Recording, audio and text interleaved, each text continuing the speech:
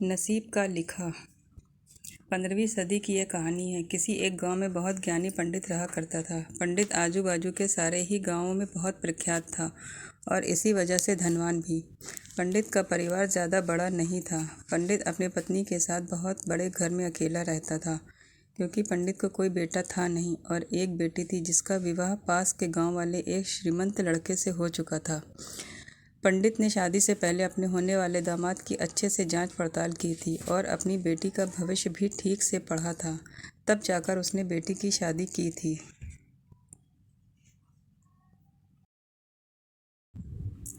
लेकिन चंद सालों में ही पंडित का दामाद बुरी आदतों के चंगुल में फंस गया। जुआ और शराब की बुरी लत ने उन्हें सड़क पर लाकर रख दिया था। अपनी बेटी की ऐसी दुर्दशा देखकर पंडित की पत्नी काफ़ी दुखी होती थी और अक्सर पंडित को कहा करती थी, तुम जाकर उनकी मदद कर आओ। पंडित हमेशा अपनी बीवी को यह कहकर उनकी मदद करने के लिए मना कर देता था कि अभी कुछ समय तक उनका बुरा वक्त चलना है। हम चाहे कितनी ही कोशिश कर लें, जो उनके नसीब में नहीं है वह उन्हें नहीं मिलने वाला था। पंडित की ऐसी बातों से उसकी पत्नी दुखी हो जाया करती थी और मन ही मन सोचती थी कि कैसा स्वार्थी पिता है, अपनी बेटी को इतने कष्टों में देखकर भी उसकी मदद करने के लिए मना करता है। आखिर भगवान ने इतना साराध्य धान्य दिया है, उसका क्या करेंगे।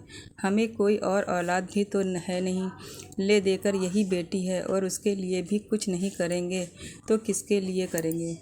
पंडित ऐसा नहीं सोचता था। ऐसा नहीं है कि पंडित अपनी पुत्री से प्रेम नहीं करता था, लेकिन उसने अपनी पुत्री की कुंडली इतने अच्छे से पढ़ी थी और यह वह पहले से जानता था कि वह चाहे किसी भी लड़के से शादी करती, लेकिन उसके जीवन में यह समय आने वाला ही था और बिना इसे भुगते उसको छुटकारा नहीं मिलने वाला था।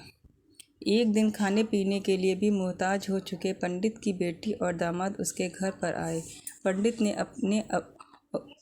पंडित ने और उसकी बीवी ने दोनों का खूब आदर सत्कार किया और खूब अच्छा खाना खिलाया।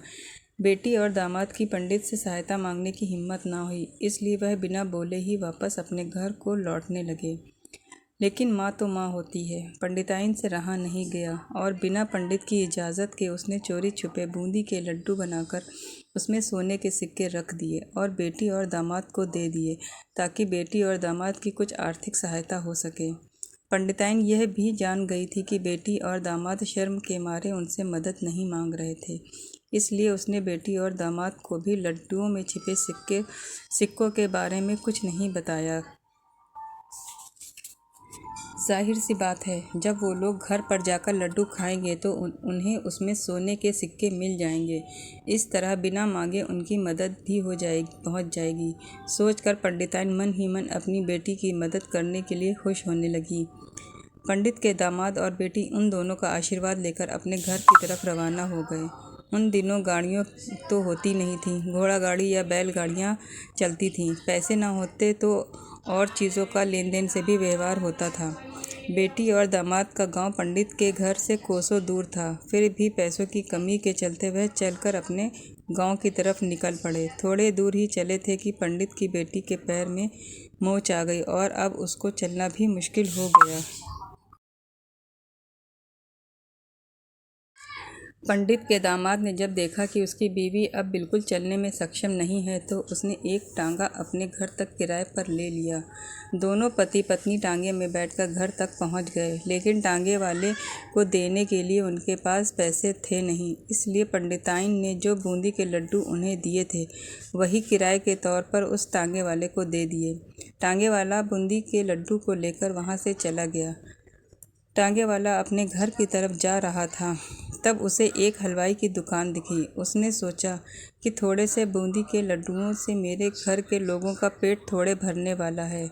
इससे अच्छा मैं इन बूंदी के लड्डुओं को बेचकर उनसे कुछ चावल खरीद लेता हूँ। जिस गांव में वह हलवाई रहता था, उसी गांव में एक आदमी ने अपने घर पर पूजा रखी थी और उसी पंडित को उस पूजा के लिए बुलवाया था। पूजा में लगने वाले प्रसाद के लिए उस आदमी ने उसी हलवाई से बूंदी के लड्डू लिए, जहाँ पर उस टांगे वाले ने बेचे थे। हलवाई ने भी आदमी को टांगे वाले से खरीदे हुए लड्डू ही पहले दिए, ताकि वह ख़राब ना हो जाएं। क्योंकि वह नहीं जानता था कि यह लड्डू कब बने हैं। पूजा खत्म होने पर दक्षिणा और बूंदी के लड्डू लेकर जब पंडित अपने घर आया और खाना खाने बैठा तो प्रसाद में लाए बूंदी के लड्डू खाते वक्त लड्डू से सोने का सिक्का निकला। इस घटना को देखकर पंडिताइन की आंखों से आंसू बहने लगे। पंडित ने जब पंडिताइन से रोने का कारण पूछा तो पंडिताइन ने पंडित को सब कुछ बताया और पंडित से उनकी बातों पर भरोसा न करने के लिए माफ़ी भी मांगी।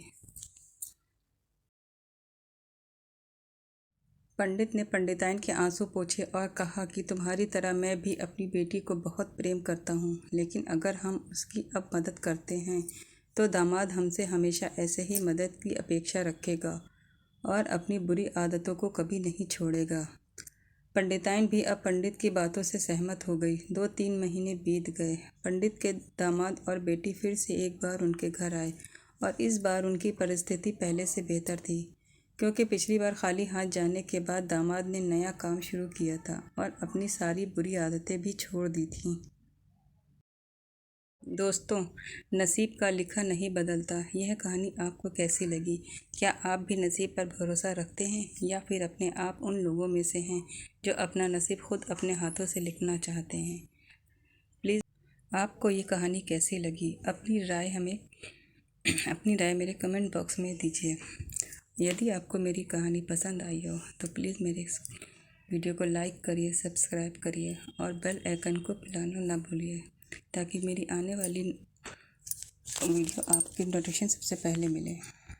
Thank you.